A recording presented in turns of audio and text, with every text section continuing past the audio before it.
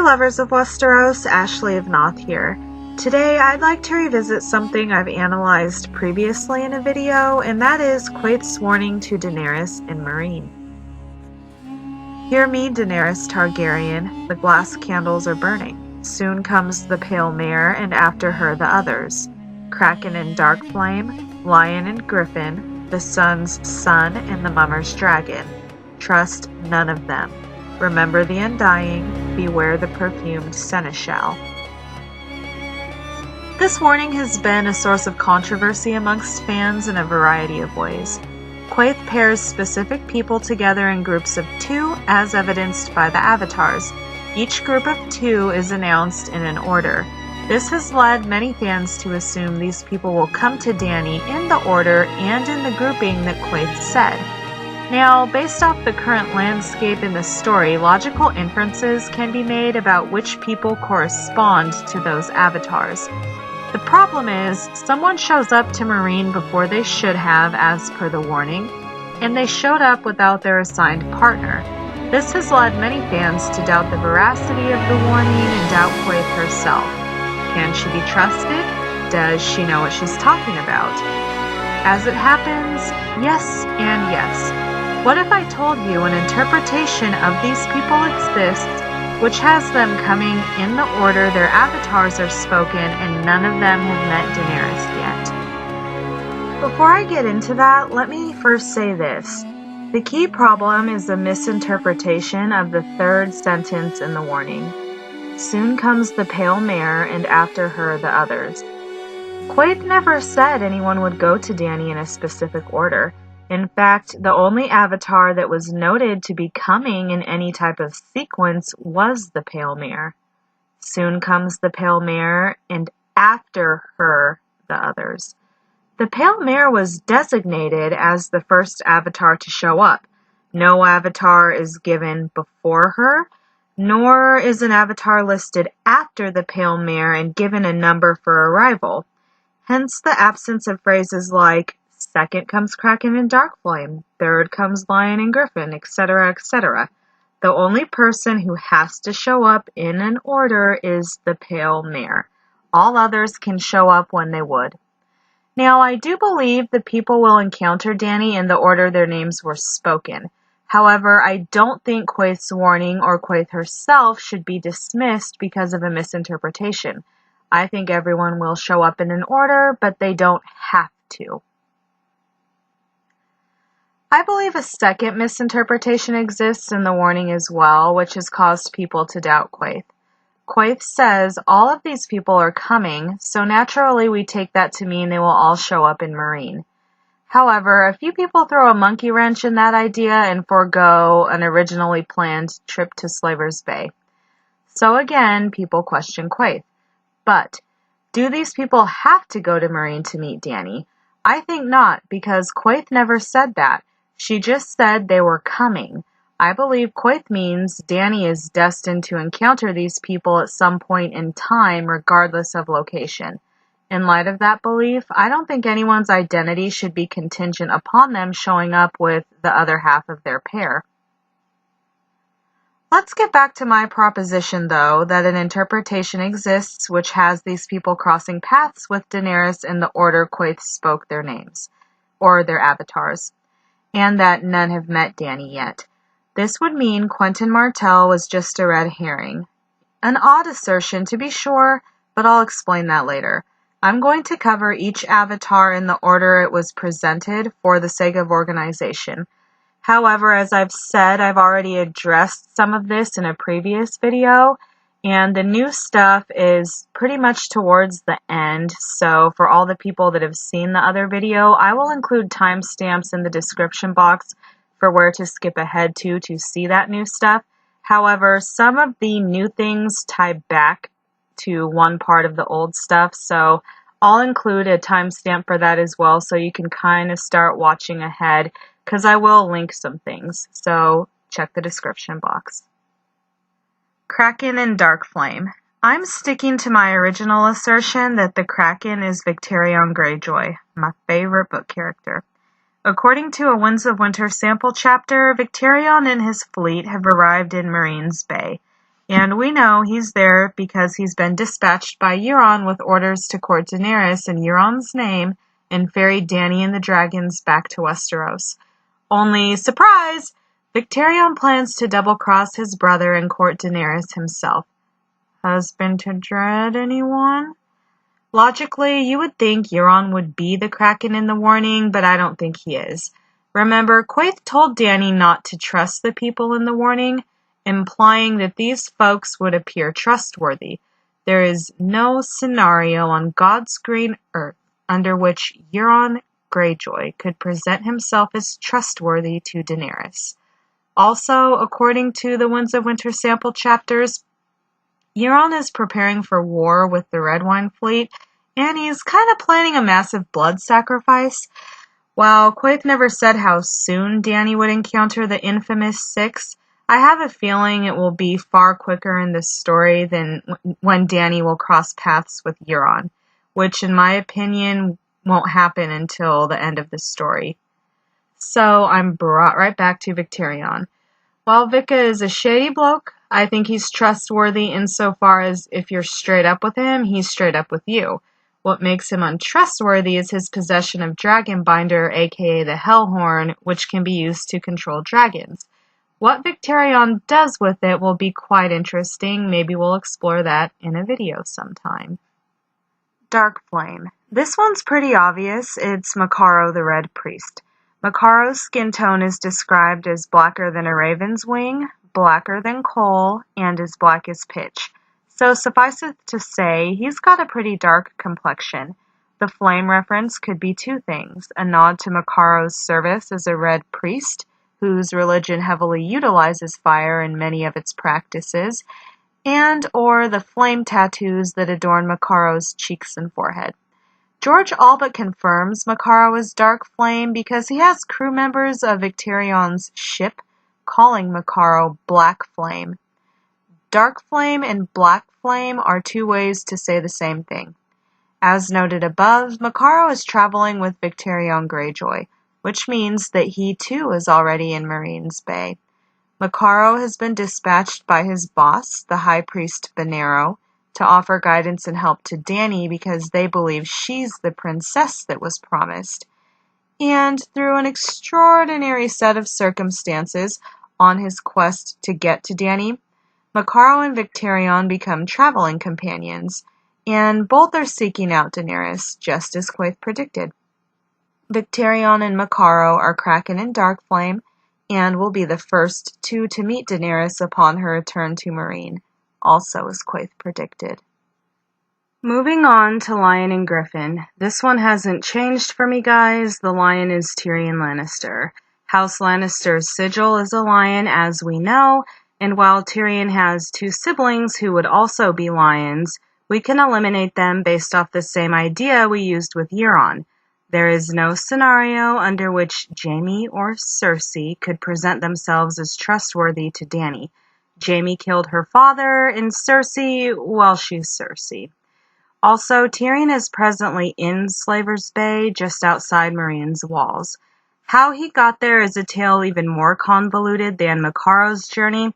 Sufficeth to say, Ser Jorah's desire to get back in Dany's good graces set in motion a series of unfortunate events which culminated in Tyrion and Jorah becoming slaves to one of the wise masters of Yunkai, then escaping and joining the Second Sons, who at that point in time had defected from Dany's side over to the wise master's side. Tyrion manages to get the Second Sons back on Dany's side, so you'd think that would make him trustworthy. He has no desire to hurt Dany and no desire to misuse the dragons. What makes him worthy of a place in Quaithe's warning is his inadvertent rekindling of the next Dance with Dragons, an assertion which, in my opinion, is confirmed by Makaro's dragon vision, which features Tyrion snarling in the midst of dragons. Tyrion's meddling is actually what causes some of the people in Quaithe's warning to forego their original travel plans to Meereen and travel in the opposite direction to Westeros. Meddling which occurs after Quaithe gives the warning, might I add. This is the perfect segue to our next avatar, the Griffin. but I'd first like to note that due to Tyrion's position in the story, I think he'll meet Dany after Victarion and Makaro do, so Quaithe's order remains intact. The Griffin. This is John Cunnington. House Cunnington's sigil is a griffin, and John has assumed the identity of a man named Griff. There's only 4 other members of House Cunnington in this story, and 3 of them are children. At present, all 4 are being held prisoner. John Cunnington himself has custody of the 3 kiddos, and the Lannisters have the 4th person. Logically, we can deduce that John Cunnington is the only griffin capable of going to Daenerys, which he was doing at one point, by the way, before Tyrion stirred shit up. Allow me to set the scene. John Cunnington was living a life of exile for a number of years before faking his own death. Once he died, Jaqen adopted the persona of a man named Griff, raising his son, a boy named Young Griff. Just as his father isn't really Griff, Young Griff isn't who he claims to be. According to them, Young Griff is Aegon Targaryen, son of Rhaegar. Griff is in cahoots with the Golden Company, and he is to take Young Griff and their band of misfit toys to Volantis, where they are to wait for Daenerys and join their strength to hers. Oh, and did I mention Griff plans to marry Aegon to Daenerys and have the 2 conquer Westeros and marry matrimony? Not so fast, though. One of those misfit toys, Tyrion, involves himself in their business by convincing Aegon to invade Westeros without Daenerys, so Aegon wouldn't be meeting his aunt as a supplicant, he'd be closer to an equal. This fucks up over 15 years worth of planning and scheming from Varys and Illyrio, who mastermind this entire thing, because Aegon takes the advice and decides to invade Westeros without Dany, and he takes the Golden Company with him. In my humble opinion, this pit Daenerys and Aegon against each other and will lead to the next Dance with Dragons. So, had Tyrion kept his trap shut, the Golden Company, John Cunnington, and Aegon the Alleged likely would have gone to Meereen with Tyrion in tow. So, Lion and Griffin would have went to Dany together, as Quaithe said. Only Tyrion effed that up and has the Griffin going in the opposite direction. And as I hinted, Jorah kidnaps Tyrion so he separates from the Griffin as well. However, Tyrion ends up in Slaver's Bay anyway, poised to cross paths with Dany. This lends credence to the notion that by saying soon comes, Quaithe didn't mean all of the infamous 6 would come to Meereen, rather they'd come into Dany's life at some point. My apologies, that was a lot of background info, but I had to give it all to show how Quaithe wasn't wrong, and to explain the person attached to the Griffin avatar, and how he, John Cunnington, was connected to the Lion, Tyrion. Now, what makes John Cunnington untrustworthy is that he's Aegon's campaign manager, and Aegon is actually one of the infamous 6, but we'll get to that later. I think John Cunnington the man has demonstrated that he's incredibly trustworthy, as evidenced by his raising Aegon. However, John Cunnington, the campaign manager to Dany's soon-to-be enemy, Aegon, is not to be trusted, because it's possible young Griff isn't Aegon's only alias, and John Cunnington is helping to perpetuate the scam. The Sun's Son in the Mummer's Dragon. Until recently, I was in lockstep with the majority of fans in regards to the Sun's Son. It has to be Quentyn Martell, right? The text indicates this person is the son, S-O-N, of a metaphorical son, S-U-N. House Martell are metaphorical S-U-N sons, their sigil features one. As the son, S-O-N, of the head of House Martell, Quent is a son's son. He's seemingly trustworthy initially, so much so that Sir Barristan is on his side.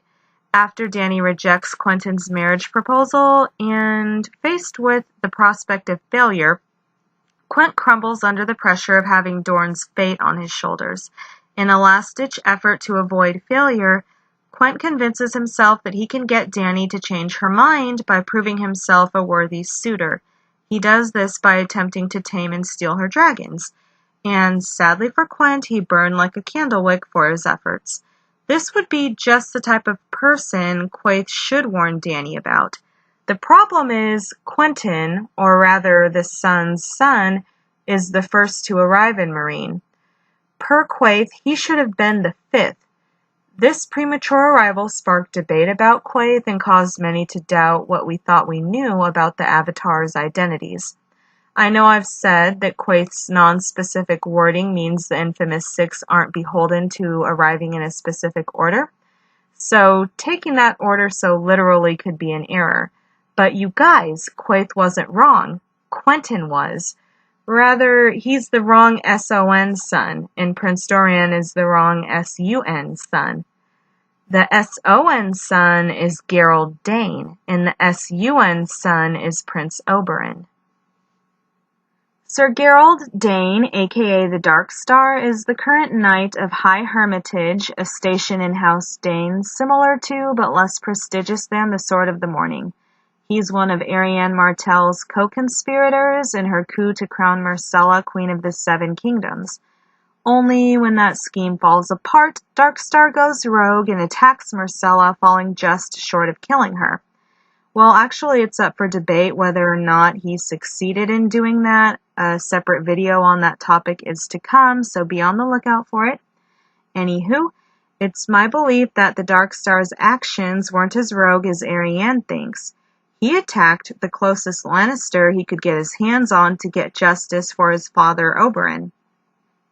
I'm not going to rehash the entire theory, I've covered it in a separate video, but I think I made a pretty reasonable case as to how the Dark Star is Oberyn's son. In that video, I mentioned that the theory being true explains an important part of the larger story. Well, here it is. Sir Gerald being Prince Oberyn's son makes Gerald a son's son, invalidates Quaithe's prophecy because it means nobody showed up in Daenerys' path out of order. Simultaneously, it renders Quentyn a red herring.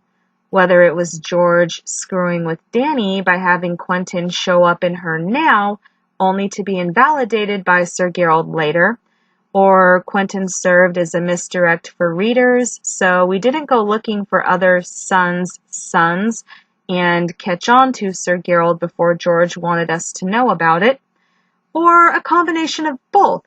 It seems to me that Crispy Critter Quentyn wasn't as significant as we once thought. You might be wondering how Darkstar would be a danger to Dany, how he would cross paths with her, and how he ties into the Mummer's Dragon.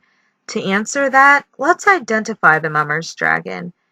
Aegon the Alleged, aka Young Griff. I'll explain him in his own section, but for now, it's enough for you to know I believe he's it. Darkstar would cross paths with Daenerys through Aegon. You see, vengeance for his father Oberyn may not have been Sir Gerald's sole motive in his attack on Myrcella. In a separate video, I'll explore this further, but I suspect Sir Gerald was an operative for Varys, and in exchange for a spot in Aegon the Alleged's Kingsguard, Sir Gerald attempted to assassinate Myrcella. Well, truly, the more I think about it, he was probably supposed to finish the job, which is why I'm leaning towards Myrcella actually being dead, and we just don't know it yet. And again, I said I would explore that in its own video, but here it is again. As a matter of fact, I wouldn't put it past Sir Gerald to have poisoned his blade, like father, like son, and for everyone to just think Myrcella has survived, but she's dead and we don't know it, or she's very close to dying. Anywho, this gives both parties what they want. Sir Gerald can obtain vengeance for his father and earn a reputation as a knight to rival that of his late cousin Sir Arthur. If you know anything of Sir Gerald, you know he's extremely envious of Sir Arthur. Varys gets a destabilized Westeros and forces Dorne into an alliance with Aegon, and Dorne's support is crucial for Aegon's conquest. Aside from the fact that Sir Gerald the Sun's son will be in service to her enemy Aegon the Alleged, he presents another danger to Daenerys, assuming, of course, she never finds out who he is until it's too late. Sir Barristan sums it up best when analyzing Dany's rejection of Prince Quentyn. Daenerys Targaryen, whatever else she might be, was still a young girl. Like all good queens, she put her people first, else she would never have wed his Darzo Lorak. But the girl in her still yearned for poetry, passion, and laughter. She wants fire, and Dorne sent her mud. You could make a poultice out of mud to cool a fever. You could plant seeds in mud to grow a crop and feed your children. Mud would nourish you, where fire would only consume you, but fools and children and young girls would choose fire every time. In essence, a hot man can drive a young girl to abandon reason in the name of a racing heart. Dany has fallen victim to this herself. Look no further than her relationship with Daario. Sir Barristan describes it as poison that was no less deadly than the locusts that were used in the attempt on her life. Given that Sir Geralt is one of the most beautiful men in this story, I don't think Dany could be trusted around him. She'd be too easily seduced. And therein lies the danger. Sir Geralt could seduce Dany and use his influence on her to who knows what end, get her to make decisions against her best interest, kill her in her bed while she sleeps, who knows. But one thing is for certain, Quaithe was correct to warn Daenerys against Geralt. He is far more fitting as the sun's son than Quentyn, and if I had to bet, I think this sun's son, along with the griffin, will come to Dany with the Mummer's dragon when she goes to Westeros. Speaking of the Mummer's dragon, you all know I believe this avatar to be Aegon, aka Young Griff. Of the known dragons in the story, Aegon is the only one associated with a Mummer. The Mummer, of course, is Varys, who was part of a traveling company of Mummers in his youth. If you believe Varys and Aegon, Varys supposedly arranged a baby swap and subsequent smugglation to get Aegon out of King's Landing at the end of Robert's rebellion, and ever since has been making all sorts of moves to destabilize Westeros, priming it for Aegon's conquest. According to everyone around Aegon, he's the son of Rhaegar Targaryen and Elia Martell, allegedly. And it's because of these claims that Daenerys was warned against Aegon. He's lying.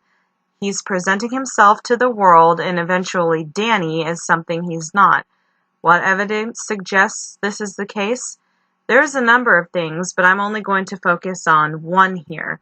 To contextualize it properly, let's look at sentence 6 of Quaithe's warning. Remember the Undying. Now, Daenerys sees many things when she's in the House of the Undying. Of particular note, she sees a Mummer's dragon. In the moment, Dany doesn't think of it as that, but immediately following her escape, she connects the dots. The following is part of a series of visions Dany receives while in the House of the Undying.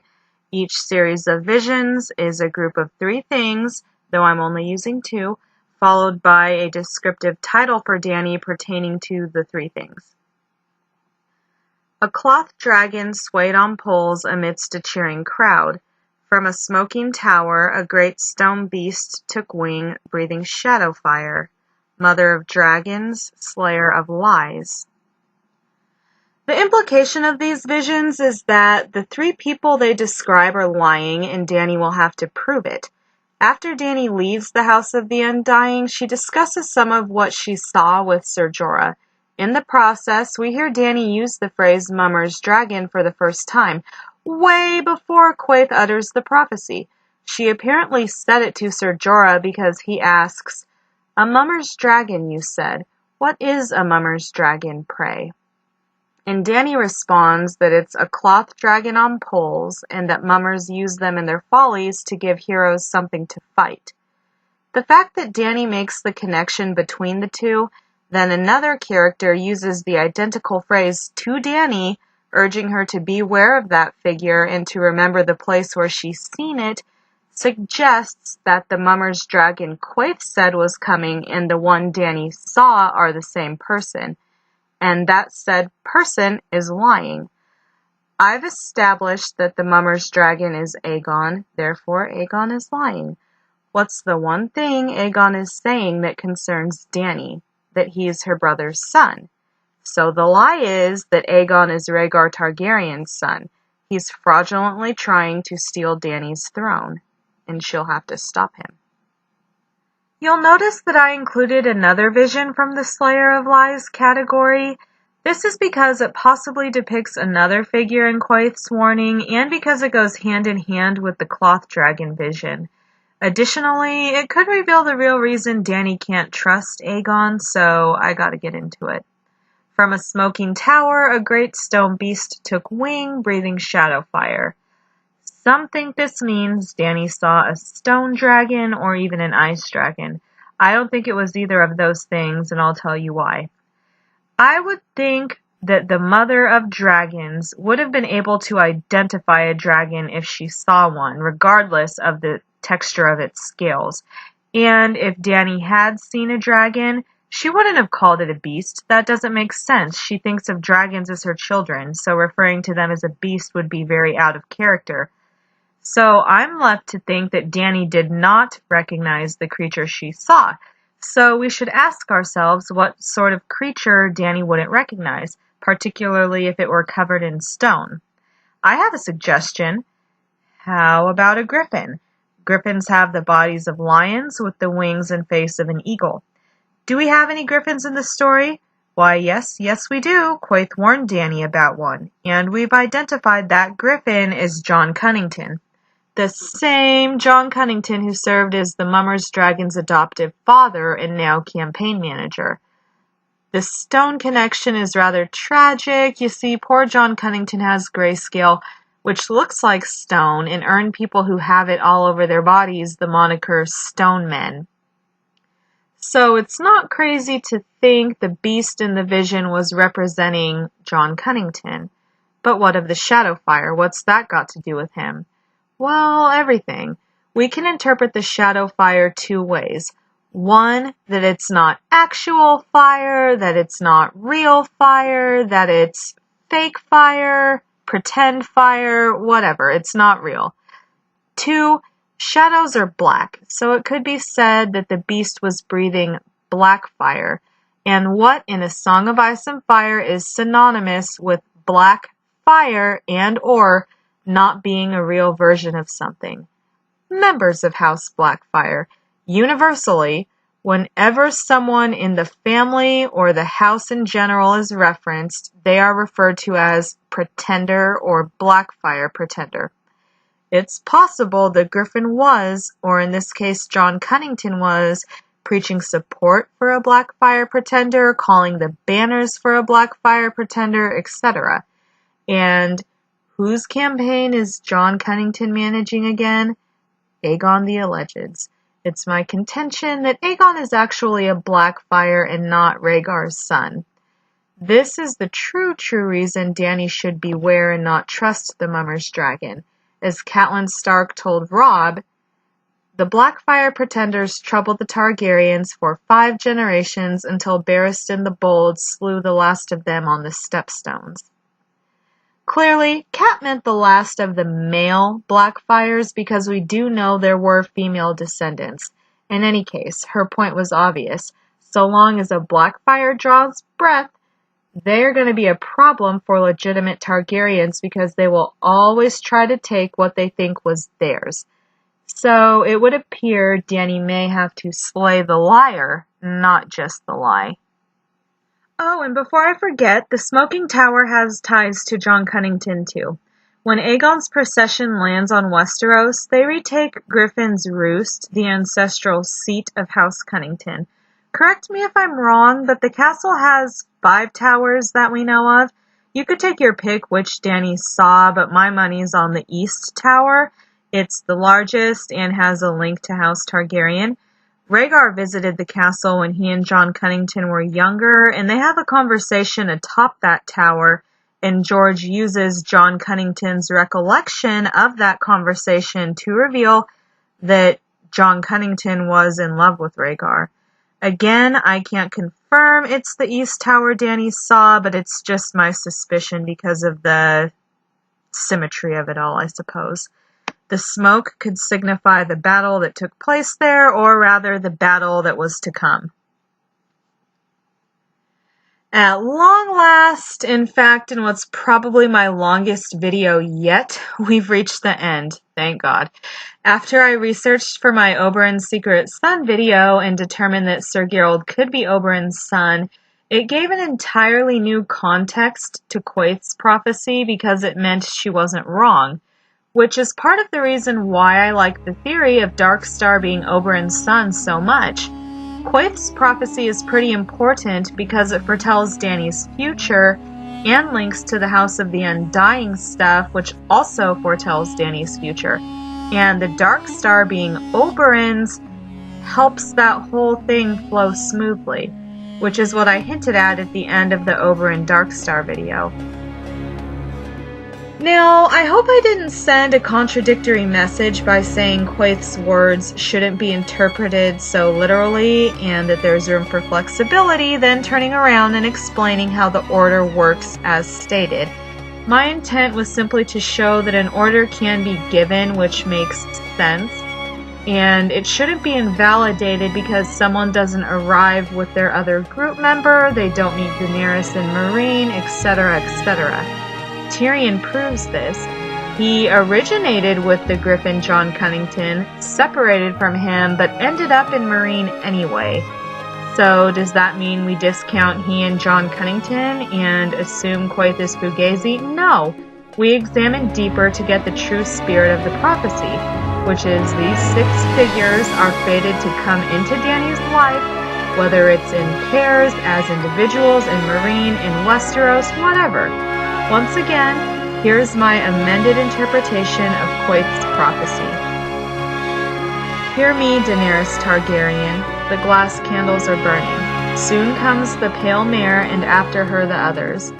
Victarion and Makaro, Tyrion and Jon Cunnington, Geralt and Aegon. Trust none of them. Remember the Undying. Beware the perfumed seneschal.